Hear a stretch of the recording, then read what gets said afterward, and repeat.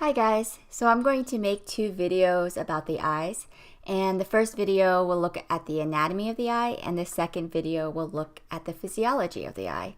So you can just follow along with the PowerPoint because I'm just going to do the PowerPoint in a normal lecture that I would have done in class. So we're going to look at the different structures of the eye, and we'll begin with the accessory structures, which are the structures located, attached to, or around the eye. And then we'll talk about the fibrous layer, which is the outermost layer of the true eyeball. And then we have the vascular layer, which is the middle layer of the eye. And then the retina, which is considered the innermost layer of the eye. And then we'll also talk about the two major fluid cavities within the eye as well. And then following that, when we're still talking about anatomy, I'm going to talk about the lens and what that does in the eye. So let's start with the accessory structures. The accessory structures of the eye include the eyebrows, the eyelids, the eyelashes, the conjunctiva, the lacrimal glands, and the extrinsic muscles. So if we look at the eyebrow, this is a very obvious part of surrounding the eye, and it actually functions in protection of the eye. So it protects your eyes from perspiration or sweat running down your forehead. The eyelid and the eyelashes also help protect the eyes. They're really important in the blink reflex. Still looking at the accessory structures, we have the conjunctiva, also sometimes called the conjunctiva. This is a transparent epithelial lining over the anterior surface of the eye, and it only covers the white of your eye. So when you're looking at somebody's eyes and you see the white surrounding the iris, that white area actually has a clear covering over top of it. And again, that is the conjunctiva. And let me see if I can trace it here. Boom, go in the pen. And so this is the white of the eye, right? And then here's the conjunctiva. And it actually kind of curves back and then continues below the eyelid, all the way to like the bottom of the eyelid here, where the little bit before it stops, a little bit before where the eyelashes would be. So you can see it's up here. The conjunctiva is also located down there in the bottom. So one interesting thing is that since it kind of loops around here, if anybody wears contacts like I do, sometimes your contact will actually slip like behind your eye. Well, you never have to worry about it actually getting like lost behind your eye, because this conjunctiva will block the contact from actually going all the way behind your eyeball. It functions in protection. So it actually secretes a mucous membrane that can coat the eye and then protect the eye. It also supplies oxygen to the eye, parts of the outer eye as well. You might have heard of something called conjunctivitis. This is also known as pinkeye. Pinkeye occurs because of inflammation of the conjunctiva, so that clear layer outside your eye. And it usually results from some type of bacterial or viral infection, or maybe even some type of irritant like a pollen or something like that in the air. The reason the eyes look bloodshot like this is that the blood vessels in that conjunctiva actually become dilated. And so they actually are not normally visible, but whenever they become irritated, they become visible. And you can actually see the blood in all the vessels of that. Another accessory structure of the eye is the lacrimal gland. And this gland actually produces or secretes tears. Tears run out of the lacrimal gland, which is located just above the eye. The tears wash across the eye, and then they actually enter a little opening right here at the corner of your eye and enter this duct here where they empty into the nasal cavity. Tears have a lot of important functions. They lubricate and cleanse the eye. They also deliver oxygen and nutrients to the corneal surface of the eye. And they contain antibacterial enzymes called lysozymes. These enzymes are really important in killing bacteria, so these tears actually keep your eyes clean and bacteria free. Sorry, we have a slight distraction coming into the view. Max. It's always difficult to work from home because of this cat here. His name is Max. So let's put him over here and hopefully he'll stop bothering me. Oh gosh, stay there. He always wants snacks. Okay, where are we? Oh, now he even changed the slide. Okay, so now the last structure that's part of the accessory structures are the extrinsic muscles of the eye. You can think of this word extrinsic as meaning external. So these are actually located attached to the outside of the eye. There are 6 muscles that help move the eye. 4 of them are called rectus or straight muscles. And so this word rectus means straight. We have the superior rectus located on the top or superior of the eye. It moves the eyeball upwards, moves it up. Then we have the inferior rectus, which moves the eye downwards. Medial rectus, which moves the eye medially, or in other words, towards the nose. And then we have the lateral rectus, which abducts the eye, or in other words, moves it laterally or outside.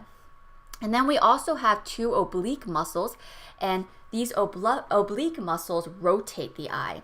We have this superior oblique muscle located up here, and it can actually rotate the eye. And then we have the inferior oblique muscle, which is located on the bottom of the eye. The only thing I really want you to know about these eye muscles are that there are 6 extrinsic eye muscles, or 6 major ones. 4 of them are rectus muscles, and you should know that the superior one moves the eye up, inferior down, because that's in its name. And then all I want you to know about the oblique muscles is that they rotate the eye, and that there's obviously 2 of those. One other thing I just want to point out is that we talked about the cranial nerves that move the eye, and these actually innervate directly with these muscles. So the trochlear nerve innervates the superior rectus muscle. The abducens nerve innervates or connects with the lateral rectus muscles, or controls that. And then the ocular motor nerve, its name says eye movement, really, right? It actually innervates 4 of the extrinsic muscles. So it does a lot of control of eye movement. Now let's look at the fibrous layer of the eye. This is also known as the outer layer or the fibrous tunic. Tunic is just a fancy word for layer. And it is composed of 2 parts. We have the sclera, which is the white, tough protective covering surrounding the eye. It's composed of connective tissue and just a few blood vessels. So here is the sclera that I'm outlining, the white of your eye, and you can see it from the front of your eye as well. And it actually continues all the way over the optic nerve in the back of the eye. In the front, the sclera actually becomes transparent here.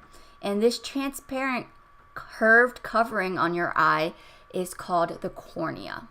So the cornea is the part of the eye that you can see from the outside. This is capable of regeneration. When we talk about LASIK surgery, they can actually cut the cornea and then just put the flap back over, and it will heal itself. One of the most important things that you need to know about the function of the cornea is that it is responsible for refracting or bending most of the light that's entering the eye. So light enters our eyes from all different directions, and it's the cornea that bends that light so that it can focus on just one spot on the retina. So it is really, really important in bending or refracting the light. Next, we have the vascular layer of the eye, or also called the middle layer or vascular tunic. It is composed of 3 different structures. We have the choroid, the ciliary bodies, and the iris. And you can see them over here as well. You can see the choroid actually surrounds the entire posterior part of the eye, and it's just shown in brown here. The ciliary body is in the anterior component of the eye, and it actually surrounds like the whole, you can think of it as kind of going around the entire iris, but inside the eye. So it's this pink stuff that you see here. And it would form a circle around in the inside. And then the iris. The iris is the colored part of your eye. It's what gives people their different eye colors. So the choroid is highly vascularized, and it's a pigmented layer. It's sandwiched between the sclera and the retina, so it's right in the middle there. Its vessels supply oxygen to the retina, and its pigments help absorb light, preventing it from scattering from within the eye. So the whole goal when light enters our eye is for it to focus on just one spot of our eye. And if we didn't have those pigments kind of surrounding the inside of our eye, the light would just bounce off and scatter in there. So that actually helps, absorb any stray light rays. The ciliary body, so these again are these pink areas here. They form a ring around the lens, which is located right here. And they have circular ciliary muscles and ligaments that actually help change the shape of the lens. So I want you to know that a major function of the ciliary body is to change the shape of the lens. So whenever this muscle actually contracts, then it will actually allow the lens to become more spherical. When this muscle relaxes, it helps flatten out the lens. There's another really important function of the ciliary body, and that is that it secretes a fluid called the aqueous humor. And the aqueous humor fills this anterior cavity of the eye. So the aqueous humor would be secreted out of here, and it would fill this entire area up here. The iris, again, this is the colored portion of the eye. It's cut in half here in this picture. Its main function is that it changes the size of the pupil, or in other words, the opening in the middle of the iris. So it helps change the size of the pupil using a set of smooth muscles, and that changes the amount of light that can enter the eye. So let's look a little bit more at these muscles of the iris. These are the intrinsic, or in other words, internal muscles of the eye. And so the iris is composed of two sets of smooth muscles. We have the sphincter pupillae. These are smooth muscles that when they contract, they make the pupil smaller. And we have the dilator pupillae. So these are smooth muscles on the outside of the iris. When they contract, they actually dilate the pupil and make it really, really big, letting in more light. Next, let's talk about the retinal or inner layer of the eye. The retina is the sensory structure where light energy is converted into action potentials. So this is the site of transduction within the eye. The retina actually contains two regions. There's the pigmented epithelium. This is the layer that's closest to the choroid. So it would be closer to this choroid layer here. So you could think of it as the most superficial layer of the retina. And its function is to absorb stray light, similar to what the choroid does. Within the pigmented layer, so further deeper into the eye, closer to this fluid-filled cavity here, we have the neural layer. And this is the actual site of transduction of light energy to electrical energy. It contains three types of cells. It contains the photoreceptors, which are the sensory receptors that convert light into electrical energy. It also contains neurons called bipolar cells, and another layer of neurons called the ganglion cells. Photoreceptors send signals to the bipolar cells, and then the bipolar cells send signals to the ganglion cells. And all of that is located within the retina, which is shown as this yellow color in the diagram. So let's look a little bit more at the arrangement of cells within the neural layer of the retina. So kind of to give you a perspective of what you're looking at here. Here is a cross-section of the eye. Here's the optic nerve. We're going to zoom in on a little section here, a little slice of a part of the eye. So this is the choroid. This is not part of the retina. But the first part of the retina is this layer of cells here, these pigmented cells. And then we have the neural layer. So The interesting thing about this is that when we look at the neural layer, it consists of the photoreceptors. Photoreceptors, as we said, were sensory receptors that absorb light energy. These include rod cells and cone cells, which you've probably heard about before. But there's a kind of a strange arrangement to the retina. It's kind of not set up ideally at all, because light is going in this direction, and you would think that it would hit the photoreceptors first, but light actually has to make its way through the other neurons or neural layers here before it then gets absorbed by the rods and the cones. So superficially, we have the rods and the cones. Once they absorb this light that has passed through the other layers, then an electrical signal or nerve signal is sent to the bipolar cells, which are shown in red here. These have dendrites that synapse with the rods and cones, and their axons, or the ends of their axons, synapse with the ganglion cells, which are here. The ganglion cells are considered the second order neurons. These are a single layer of nerve cells closest to the fluid chamber of the eye, which is this large fluid chamber here. A very important thing to note about the ganglion cells is that their axons, so this is the cell body of the ganglion cell, their axons are really, really long. They run along the inside of the retina here and actually run all the way back here to form the optic nerve. So the optic nerve is actually a bundle of the axons from these ganglion cells. So just a real quick summary. The layer of the eyes go from the choroid to the pigmented layer of the retina, photoreceptors, bipolar cells, and then the ganglion cells. And then this would be the fluid-filled cavity inside the posterior part of the eye. So this is another diagram showing the direction of light and the cell layer arrangement within the retina. This is really important to understand because many students get this wrong on the exam. It doesn't matter if I go over this 50 times, somebody's going to get it wrong.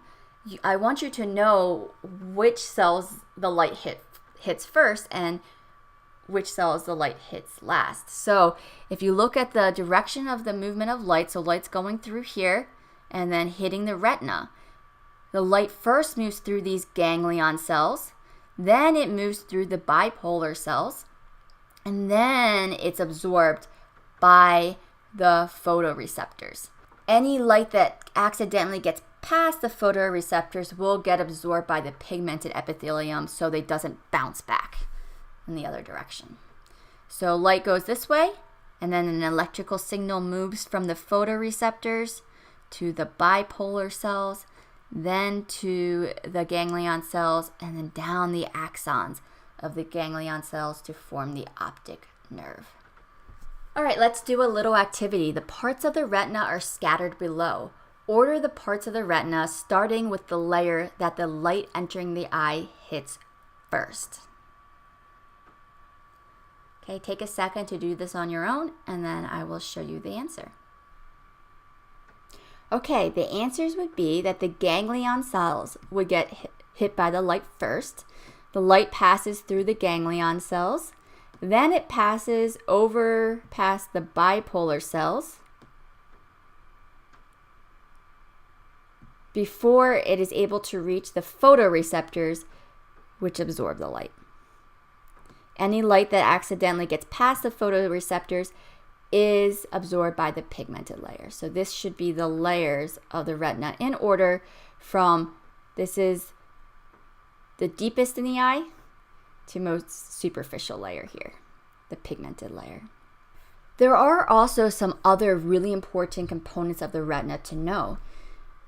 The area in the back of the eye where the axons of the ganglion cells converge and then exit the back of the eye is called the optic disc.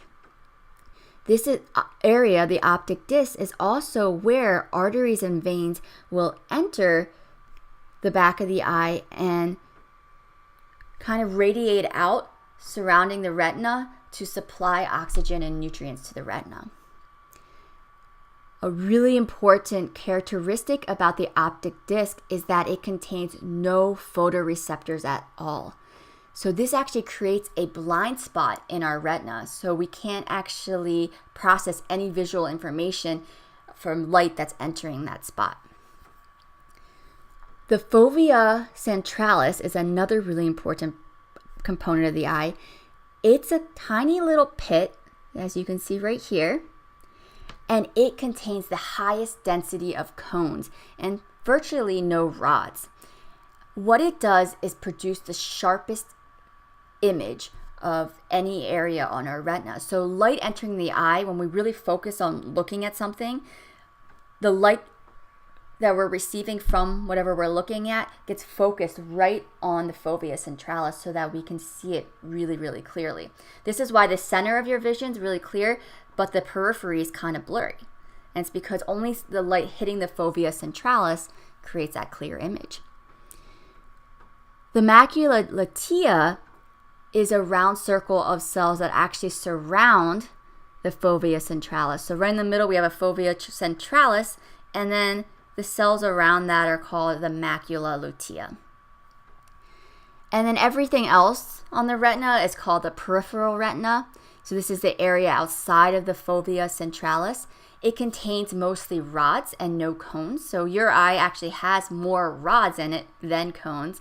However, most of those rods are found in the peripheral retina outside of that little pit, which is the fovea centralis. So this is just kind of showing, the fovea centralis. You can see it has a lot of the cones. This would be where the fovea centralis would be located on the retina. And then everything around that is mostly rod cells and just a very few number of cone cells that are scattered around. So you can actually test your blind spot. You will do this in your lab manual and do a little activity, but you can also try it here if you would like. So what I would like you to do is close your left eye and fixate your right eye on the cross on the left side. So look at this cross here with your right eye. You want to start really close to the screen and then slowly move away from the screen. Observe what happens to that red X on the right side. And what you should notice is that the red X will disappear because that's whenever it's in your blind spot or the light coming from that red X is hitting that optic disc.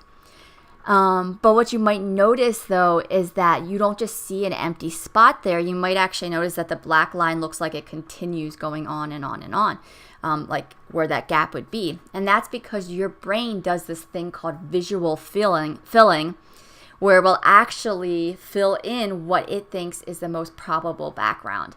So your brain will make up what should be in that spot rather than making it empty. Another fun thing to do is if you're ever in public, you can kind of look around with just one eye and it will make people's heads disappear if you can get their head into the blind spot. You can actually see all the features that we just talked about by examining the retina with a piece of equipment called an ophthalmoscope. And this is what the eye doctor does whenever they're shining that bright light in your eye and looking in your eye really closely. So they're actually looking at a view of the retina. And when you look at a view of the retina, you'll be able to see the optic disc. So this is where all those axons of the ganglion cells are exiting the eye. So this is where the optic nerve is exiting the eye. And you can actually see all the blood vessels radiating out from that optic disc. A little distance away from the optic disc, you should see kind of a darker circular region. This is the macula lutea. And in the middle of the macula lutea is the fovea centralis, where that little pit is for where your sharpest image would be created. I actually just went to the eye doctor yesterday, and this is my retinal scan. It's a little bit blurry because my eyes are really misshapen because I have really bad vision. I have a really high prescription. This is actually my husband's retina. And if you look at it, you can see the optic disc really well. Here is the macula lutea, and in his image, because it's so clear, you can actually see the fovea centralis. If you look really carefully, there's a little pit right there where the fovea centralis would be. Just another application of looking at looking at somebody's retina is kind of crazy, because you think you're just looking, at vision, right? But you can actually figure out a lot about someone's health by looking just at their retina. So this is a normal retina. About over 50% of people that are diabetic actually will start becoming blind due to problems that occur as a side effect of diabetes inside their retina. The high amount of glucose that's constantly in their blood and the high blood pressure will actually cause those blood vessels in their retina to become damaged. And you can see there's bleeding from the blood vessels. And not only that, there's actually fluid building up within the retina, which you can see at these white areas here. And then eventually this could lead to blindness. Another clinical application dealing with the retina is macular degeneration. Macular degeneration is a physical deterioration of the macula lutea, and this causes loss of visual acuity in the center of their visual field. So someone with normal vision might see something like that. If the macula lutea starts to degenerate, they might start seeing like a black or just they have a blind area in their visual field. This is one of the leading causes of blindness in developed countries. And here would be an example of a retina with macular degeneration. You can see that the macula lutea is starting to kind of just degrade, and this is going to lead to blindness eventually. You may think like, well, why do I need to know this kind of stuff? But one thing I just want you to keep thinking about is maybe this stuff isn't relevant to you at this moment, but you never know when any of this stuff might become relevant to you in the future. For example, I did 23andMe, which is a genetic testing thing that you order online. You can send in some saliva and they'll look to see at any health risks that you have by looking at your genetics. And one thing that came back on mine was that I have some of the genes that make me at higher risk for age-related macular degeneration. So because I know what that is, when I read that, I'm like, oh, okay, I know what that means. That's something that I should make sure I monitor in the future. However, if you didn't know what that means and you read that, you're like, oh no, what is that? So it's always good just to, just realize that this stuff can come up that we talk about sometimes when you least expect it to come up. So the other thing that can happen with the retina is that it can become detached. So this is when the outer pigmented layer and those inner neural layers of the retina actually separate, as you can see here. And this will result in that neural layer dying usually. It's not getting enough oxygen supply and also just nutrient supply, because it's getting it's being supplied with nutrients and oxygen both from the choroid and from the blood vessels that you can see in this image here. This often is caused by head trauma. So if somebody has some sort of really bad head trauma, it can actually cause the retina to detach. People with diabetes are at higher risk of this, and also older age puts you at higher risk of retinal detachment. You can actually tell if somebody's retina is becoming detached, which you can see in this image here. This is a detaching retina that's being pulled away from the choroid. This individual somehow has some sort of trauma or stretching of their retina, and it caused a tear in their retina and it pulled away. And this would cause blindness unless it gets repaired, but they usually can repair it. They can use lasers to actually adhere the retina back against the choroid. Now let's look at the two fluid-filled cavities of the eye. So you could think of the eye as like a sphere filled with fluid and some other hard structures. We have this large posterior cavity in our eye, and this is the area behind the lens. And it is actually made up of this transparent jelly-like fluid. And this fluid is called the vitreous humor, sometimes called the vitreous body. And when you do a dissection of the eye, you will actually notice that it's like this little ball of gel, the vitreous humor. This is permanent. It's produced during embryonic development and then just kind of stays within the eye. And it helps to maintain the eye shape. And the pressure of this vitreous humor helps keep the retina attached to the back of the eye. The front of your eye is also filled with fluid. So between the lens and the cornea is the anterior cavity of the eye, and it's filled with this fluid called the aqueous humor. The aqueous humor is not permanent in that you aren't like born with the amount of aqueous humor that you will have for the rest of your life. Instead, you're constantly producing aqueous humor, and it's constantly being circulated through this anterior cavity. You do want to be familiar with how this fluid is formed and how it circulates. So it is actually secreted by those ciliary bodies that we talked about before. It flows anteriorly, so in front of the lens, and then through the pupil. And then it fills the space in front of the iris, right here. But it needs a place to go, so it actually drains into these little pores over kind of at the edge of the cornea called the scleral venous sinuses. So you're constantly producing this fluid and it's draining out, and you're producing it more. Problems can happen, however, if the scleral venous sinus gets clogged. If it gets clogged, what's going to happen is that you're going to build up a whole bunch of pressure in the front of the eye, and that pressure is going to kind of force the lens to be pushed back further, and it's going to put pressure on the posterior cavity of the eye. And this leads to what is called glaucoma. Glaucoma is a buildup of pressure. So when you're trying to remember the definition of glaucoma, think pressure, okay? It's a buildup of pressure in the eye, and it's due to that scleral venous sinus being obstructed, so that aqueous humor cannot drain from the eye. And it's also one of the leading causes of blindness in the world. The pressure on the retina will actually cut off blood flow from the choroid, causing the retinal cells and optic nerve to die. So here is a healthy optic nerve.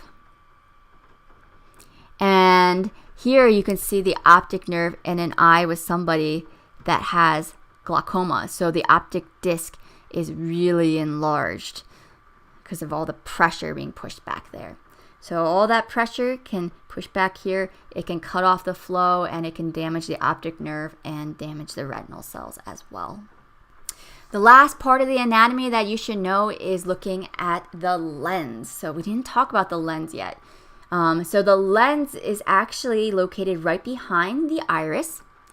It is a very tightly compressed, transparent structure made up of some cells and proteins. It's suspended, so it's kind of hanging there from these suspensory ligaments attached to the ciliary body.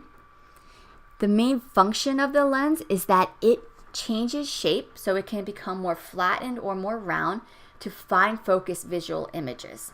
Okay, so think of this as the fine focuser of your eye.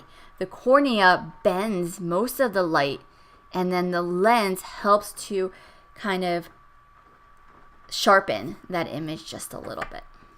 The lens is really, really important when you're looking at things close up. And when you look at something close up, the lens changes its shape and does something that we call accommodation.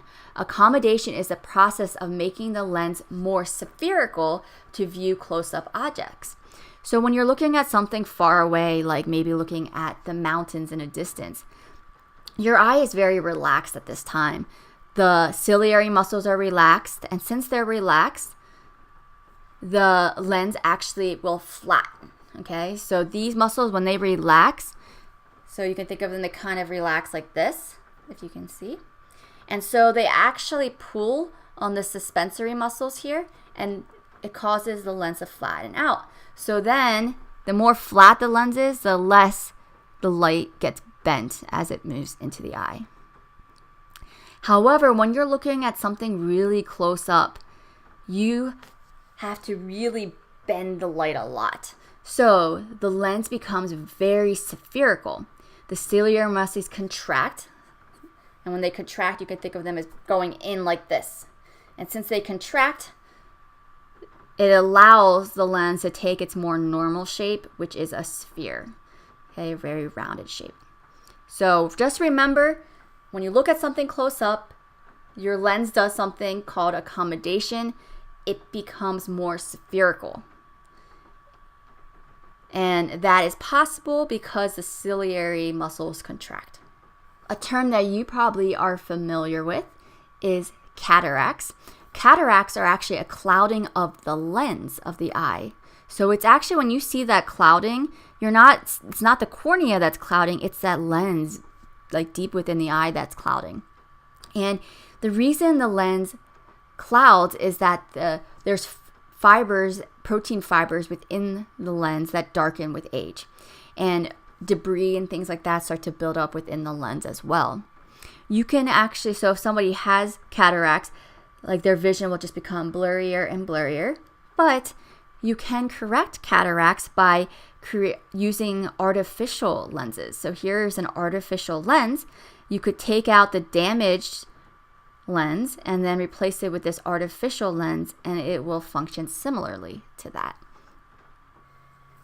All right, so that is looking at the anatomy of the eye. And as you can see, our eyes are very complex. There's many structures that have to work together to allow you to see the world around you. So you can see how many things can go wrong with your eyes too, that can, impair vision. So what I will do is I'm going to read down each term on the right side, and I would like you to, I'll try to pause after I read each one, and I would like you to either write down or think about what number matches that term. Let's start with the aqueous humor. The aqueous humor would be number 12. So it is the fluid that fills the front part of the eye between the lens and the cornea. Next, we have the choroid. The choroid is number 9. It is this brown layer in this image between the white part of the eye, that white layer, and the retinal layer. It is a highly pigmented layer and also has a lot of blood vessels.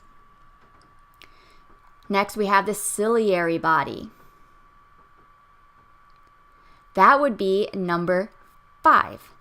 And the ciliary body actually surrounds the entire lens. It has 2 major functions. Remember, 1, it changes the shape of the lens, and 2, it secretes the aqueous humor, that fluid that filled the front of the lens. How about the cornea? That would be number 13, the front clear part of the eye. The fovea centralis. That would be number 1. It is the pit in the retina where the light is focused. What about the iris? That would be number 11. It is the colored part of your eye that you see from the outside, and it functions in regulating the size of the opening in the middle. Then we have the lens. The lens is number 7, and it functions in accommodation. So it changes shape to help fine focus the light when you're looking at something really close. Pupil. The pupil is number 6. It's the opening in the iris. What about the optic disc? That is number 8. That is where the optic nerves exit the back of the eye. The optic nerve, that is number 10. So that's what's sending the electrical signals to the brain. And then we have the retina. That would be number 3. It's the innermost layer of the eye. The sclera, that would be number 2. That is the white of the eye. And then last, we have the vitreous humor. That would be number 4. That fills the fluid The vitreous humor is the fluid, the jelly-like fluid that fills the posterior cavity of the eye. Most of your eye is filled with vitreous humor. Okay, so I hope you feel comfortable about the anatomy of the eye, and just make sure you just keep reviewing it, and doing the lab activity will help a lot to help review these structures. Our next video will look at the physiology of the eye. So how do these things work together to help us see?